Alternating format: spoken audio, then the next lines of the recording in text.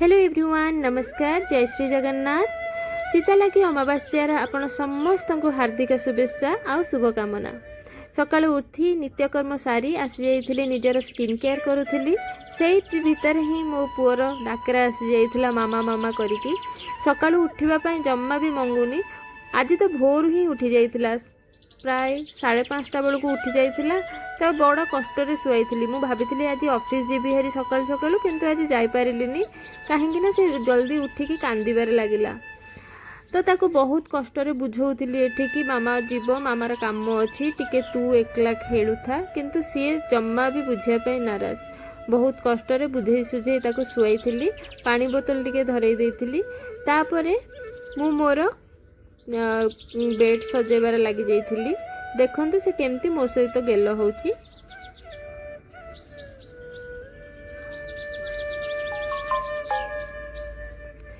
बहुत कष्ट शुआइला परे मु जाइथिली बेड सजेबाकू।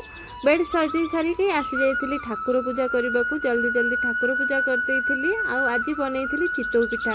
कौन आपण समस्ते भी बनैछंती चितौ पिठा? मु तो चितौ पिठा तो प्रथम थर करी बनैली, आगरू केबे भी बनई नथिली।